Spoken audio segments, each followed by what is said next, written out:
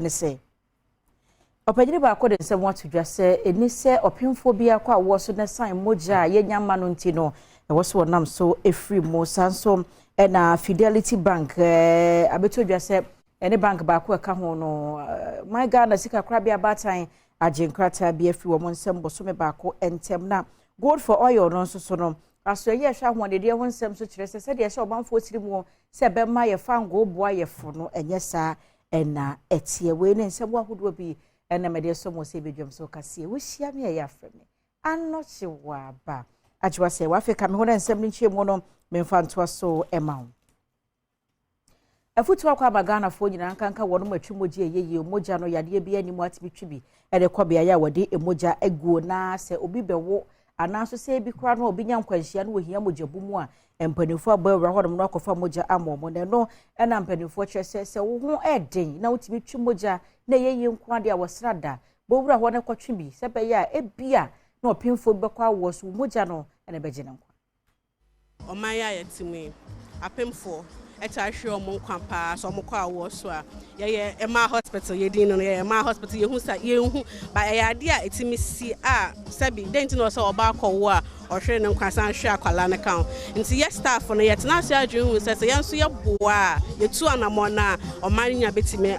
aso yasene nti na so adwun se ye collaborate with the National Blood Service no na ye staff na nkasa ye donate ye nkasa ye moja ohwe o me no ba ye ohia nurses aba administrators aba ye na ya nti abotai kese ane se pese ye boa na ye je ema nkwa enwachi ena wonom a wokotwe won moja bi enso ede nsem bi sei etudwa. Dealing with pregnant women, no, anemia is something very complicating in pregnancy. And to me, being able to donate blood, will help the other pregnant women. Yes, so let's say in a nyepe. Minya komapane o papa se mebo afoforo. Ere bia me de nenko yesika, but dem honam afamu. Bibia metimi de abo de a ne behia se me so me give you out. Na me so metimi de bo se na be ya e betimi age afoforo nso enko.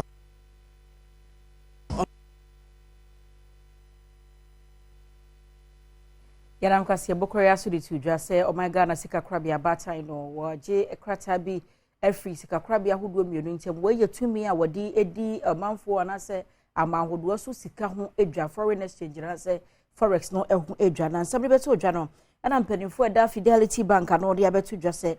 mpanimfo no asam ode abande wo mo asom na abosome ba akwa so twen no wo mo age ehu eka wo bom wo mo asom nanso so no wode to afoforo nyina nim se eno no nkyerese Fidelity Bank sika krabia adwumadi agodo a wo mu di no enkoso biebo se nyina ekoso nti no mu di dwa emaye mo nsi Inifo womo Fidelity Bank ede abeto dwa se Bank of Ghana nsema womo ede beto omanfo enim ede fa womo license bi ho a womo asuspend no eno ensi ho kwan se womo ne omanfo ebedi edwa womo nsema womo kuchi ede gu nkrata so womo akiremu se omanfo ebetimi akoso ene Fidelity Bank edidwa ewa mpatam ahodom so womo de nsema eto omanfo enim no womo gusu asinkonya ene womo banks ahodo eto ato adwene ede ahwe kwan womo befa so a womo de beka omonim womo de chopa ato Ghana for enim se womunya abotre abra womone Bank of Ghana esinkonya ahwe se womu de bibia ebetutu na akwam empenifo wom yefri ho no me yakwanse foforo mu yakwaso ye hwa ho de ho ensem eso na emu mpenifo de nsem abetudwa na afi kopanyi ba kono kwa no enkare na woye dom kuma wo mrahye bedwa no womo edom frefo na wode nsem ahodo su dwa mrahye bedwa mu kyerese ebe ya nka asoye no nhwe na wonkyerkyem gold for oil no emfaso de bebro my Ghana na no na mpenifo kyerese ese omanfo do no atrim se sa gold for oil yi be ma ye fa ngobo aba form na ente sa kra na emom no said ye sika sesa wo de Ghana sika toto dollar ne ho a no ne be ma ye sika ne mu ayedu na enkoba se betam sika kase ne de akoto ade e wo bi man so. The whole idea of this gold for oil was not necessarily to get cheap oil price, but the idea was to take pressure off the foreign exchange, where government needed to use our scarce foreign exchange to procure petroleum products. In this case, we're using gold. We're using cedis to buy gold and then use the gold to exchange for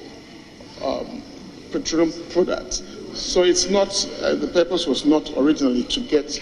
necessarily cheap price. Na wena openi akane ono na no da dom ketwa na no e wo mrahye bedwam Haruna Idrisu e de atodwa se gold for oil anamontuo no e yade a e wo constitution mu etina nke wo se bepie mu e wo mrahye bedwam. The Speaker, I want to find out from the Minister whether he construes, as I do, this to be an economic transaction on behalf of the state within the meaning of Article 1815 of the 1992 Constitution. I want to find out whether this transaction falls within the contemplation of Article 1815 of the Constitution. Mr. Speaker, it states, this article shall, with the necessary modification by Parliament, apply to an international business or economic transaction using our gold is to which the government is a party as it applies to a loan. The government of Ghana is a party because BOST is a state-owned enterprise.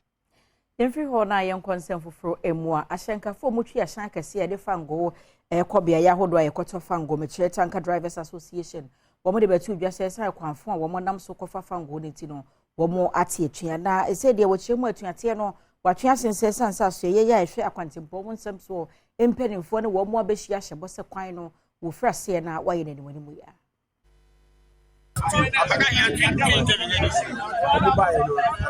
Road and highway minister, any transport minister, any mobile, any officials. It's your mobile and nobody.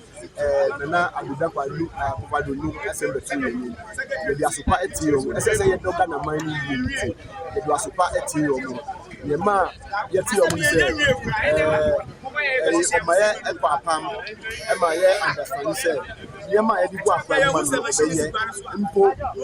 kwai na yeka no omodi grader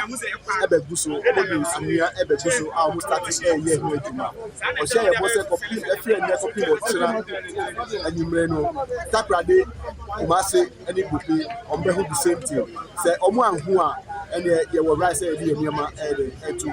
iti e wo the numa sem wo kan anything any odo any respect I want my community yetie but onu kire say ya giant strike no ya same for say ya hu sa niam we ya e de ema omublemi e ya bi say bibi wo ho a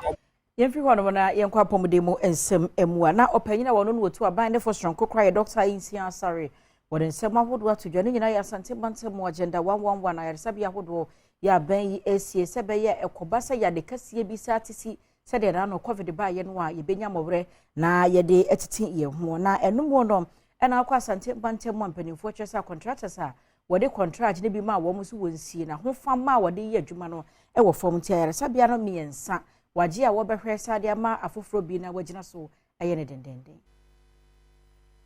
yebuso iwia ye corrance ne iwia e be say hia mo ne aka e bia e ne kwata o say e bia begina kwata data for enu mo ne ko mo ka kire yen ada ogati o mo say ba bibia tibisi ti ntimi yen ka say e wi kina na for be so mo say ga say kina na e wi so but so far e bia ko so the adwuma ma ye mos ma mobilization mos ka we ye adwuma na etua o anya adwuma na we can say we shy away from taking the job. So this is a typical example. Actually, we are saying why you need a better adwuma na for Enuachi osofo bo amane kwadwo opon enkruma enso kire mu zone sahodo a wo mutumi bo anaka ho a ko hwese de dwumadi na esifa eko na oto aso ekire mu se contractors a won contract no watwam no wo mo hwese en manemu ya no won bepa obi foforo ede no ahya no contractor for be mi ensa na omumbo homode no yetwa contract ne mu a ye area wode na obi foforo atumi aye amana konene de aminim ne se project nipa otua ho ka ye Ghana infrastructure investment fund ne krabata foforo a yate ya friend of gift health omo ama yaso atesesika omo hia de atua contractor for ka omo wo ses ka no ti de hia se contractor for because ayo omadwuma na omo de omo krata ba no behwe projects no ye 111 na the general target so far 88 and omama yaso atese omo yeso adwuma ye ko anim no ye nyina ye de ani behwe ba bia ba bedu bibia ka kira bi hu bibi nka kira de omo betumi bia no na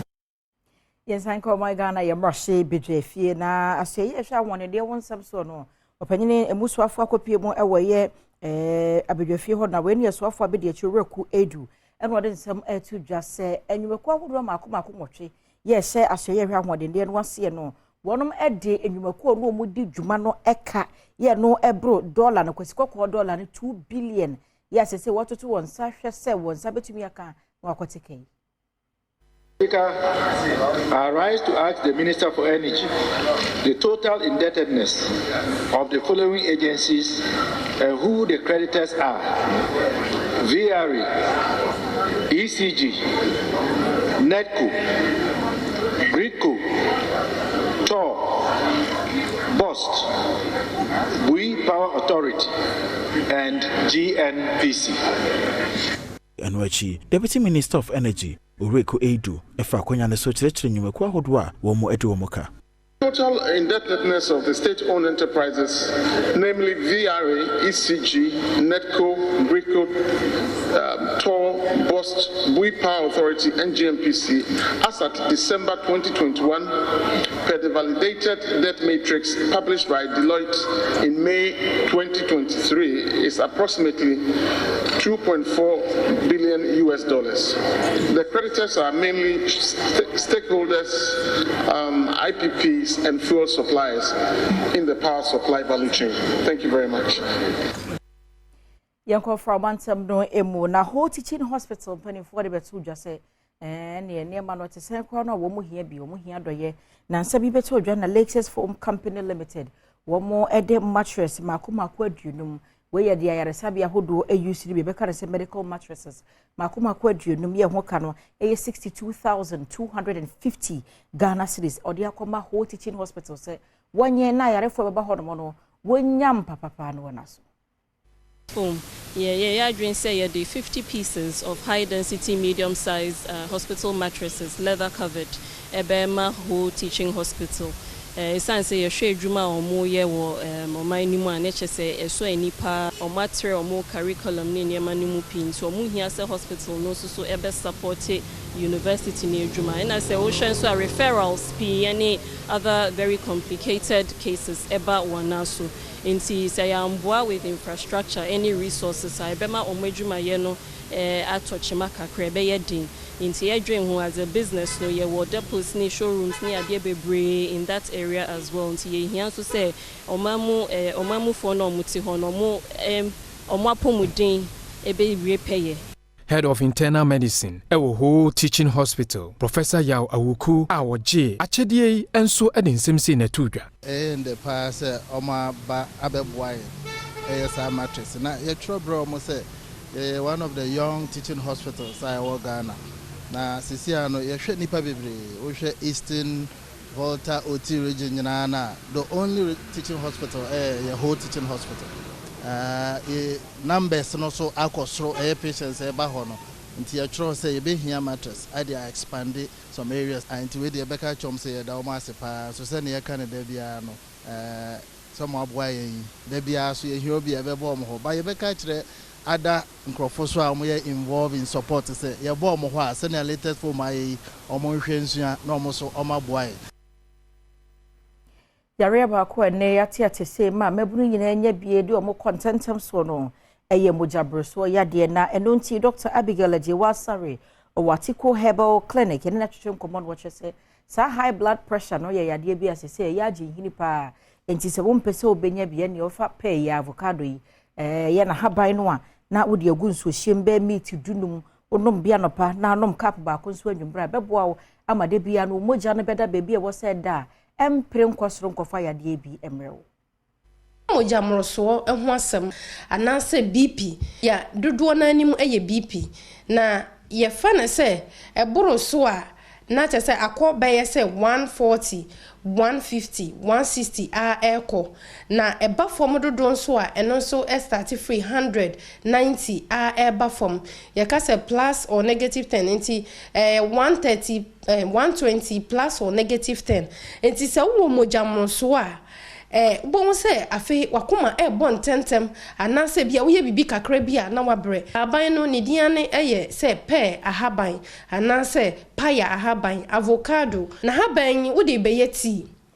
Nya said ya wodi sugar kogum da bi na mmom no wo noa na wanom cup ba ko anapa ba ko anwumre wo BP no a akosoro a chese wo ya emba fomoda no wonom avocado yi ahaban ananse pe ahaban a eso ebetse aba fom ama wotimi anya hoden de ayewa de awose wotimi de ye nyina afei so ye wo se bia abe wo no wo ya abe nkwan no wobetimi de bi agu abe no so anoa na fe wa afra abeno na enuane nru a ewomo no vitamin C ene ade ewomo eboa ema regulate eye blood pressure no e de mawo akoma no sane e wo se enya ahoden fa no se wanya bibi ebetimi aboa no a eno na mpem bebre no na ama BP no ekostro na e de stroke eba entimi di wen e che wene se bomoden se na duane no na wobenya bomoden se obedi bi na haban so di bi ayeti anom a ebetimi aboa ema wo BP no etimi akofo